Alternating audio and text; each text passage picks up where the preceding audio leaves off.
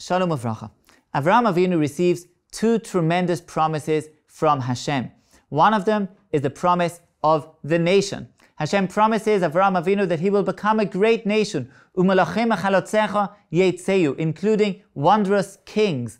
On the other hand, Hashem also promises the land. To your offspring I shall give this land of Canaan, the future land of Israel.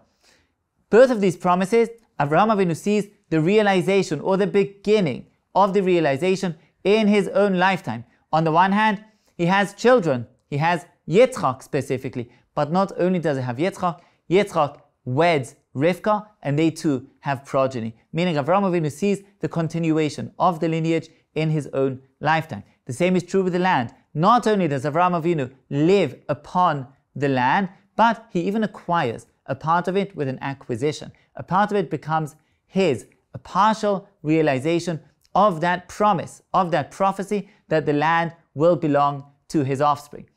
But there's a very important point that we need to notice, and that is that Avraham Avinu, who is the source, who is the head of all of the Ma'aminim, all of the believers in Hashem, like the Rambam says, Avraham is the first to truly appreciate the emunas hayichud, the belief in the oneness of God, in the true goodness of Hashem. Even Avraham Avinu, the great believer, does not sit back at home and await the fulfillment of the prophecies of their own accord. Hashem himself promised him these blessings, and nevertheless, Avraham Avinu has to go out and to invest his energies and to work hard in order that they should be fulfilled. On the one hand, he negotiates with Ephron, he pays a handsome amount of money to purchase the Stei HaMachpelah, to purchase this plot of land that becomes his family heirloom. That's on the one hand. On the other hand, when it comes to Yitzchak Avinu and the progeny, the promise of the nation, Avraham Avinu has to work very hard to find the appropriate shidduch for Rivka. He sends Eliezer with camels, with gifts, with instructions, where and how to find the proper bride for Yitzchak. Meaning, the great believer, Avraham Avinu, also knows something else. Not just to trust in Hashem, but also to partner Hashem in fulfilling the very promises that Hashem gave to Avraham Avinu. Avraham understood that in everything in the world, we are partners with Hashem, and the prophecies, the promises themselves will be fulfilled with this partnership. That's what the Gemara says on an individual level. If we want to be rich, what do we need to do? Says the Gemara Maseches Nida, we need to engage in business. We can't sit back at home and we can't buy a lottery ticket. I know that some say hishtadlus, meaning making an effort, is a condition.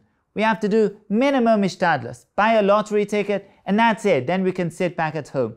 Not at all. Avraham Avinu teaches us we have to make the appropriate effort that befits the situation in which we're in. We have to follow the way of the natural world, and that way defines the level of investment that we need to make. And of course, the rest is up to HaKadosh Baruch Hu. Like the same Gemara says, you want to be rich, you have to engage in business. Sometimes it doesn't work. Of course, we also need to daven to Hashem. We need to do both together. That's why we say in Berkas HaMazon, we say, V'na al tatzrichenu. Hashem, don't make us needy.